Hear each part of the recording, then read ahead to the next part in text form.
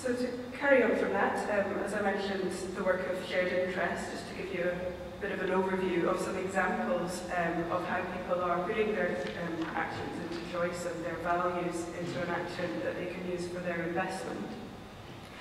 This lady here is rearing her chickens. Does anybody here have chickens at home? Nobody looked into the prospect of having chickens? I do. You do? Ah, excellent. Not one in the fridge. Right, okay, not quite the same thing I was going for, really, more a live version I was looking at. And this is Christine Lloyd, who's a retired district nurse, keeps the hens in her garden. And what Christine decided to do was she sells the eggs. Maybe you get lots of eggs from your chickens, more than you can use yourself with your family and friends. She realised that she could actually make a little bit of money to do this, never with the intention of using it for herself. And she saved up this money until she came up with £100, which was the minimum to open an account with shared interest, to invest with shared interest.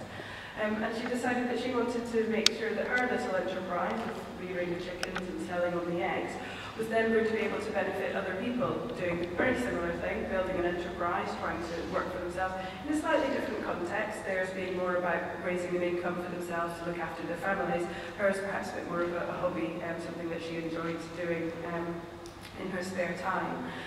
So this really just is to give you a bit of an example of who invests ethically. So we heard earlier a lot of talk about pension funds and ethical investment from that perspective. And I think that's one of the challenges of investment is that, yes, pension funds are a large part of that, but that's not to say that investment can't be other pots of money that you might have doing other things, and that there are options out there for different ways of using your money. To go perhaps to the other side of the coin, this lady is pulling tumbura, and what she's actually doing there, she's not peeling a potato, she's cleaning a piece of soapstone.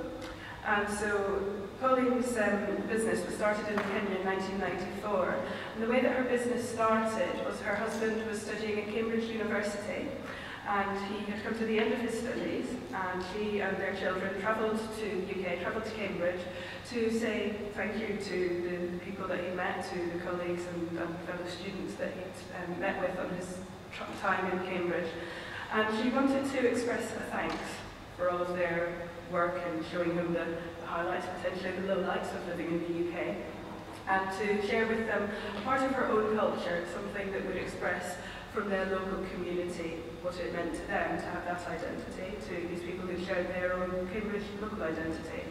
And so she looked around for something that was very significant, and she came across some soapstone carvings, and she brought over some of those to the UK, distributed them around the people that her husband indicated he'd like to share that with, and she had some left over. Not really knowing what to do with them and having some spare time on her hands while her husband was finishing off his studies and packing things up. She walked around Cambridge looking for some outlet, some opportunity by which she could perhaps sell these items, pass them on. And she indeed found a gift shop in Cambridge where the owner said, "This is exactly what I've been looking for, here's some money, please go and get me some more." She went, I'm not really a businesswoman, I don't really know how to go about doing this, but this is going to be important to this community back home where I source these things from. I'll take on that challenge.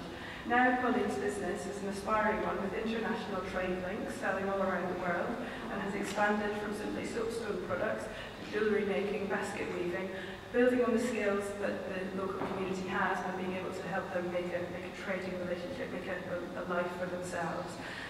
Salon initially approached shared interest in 2009 for credit to be able to pre-finance the number of orders that they received. We were able to support them with that. That's just one example of the sort of impact that investment can have on helping an individual and their wider community in the business that, indeed in Pauline's case, that she started up to support the wider community there. So I'll leave you with those two examples of the type of person that invests and indeed the type of person that maybe can benefit from that investment. Thank you. Thanks.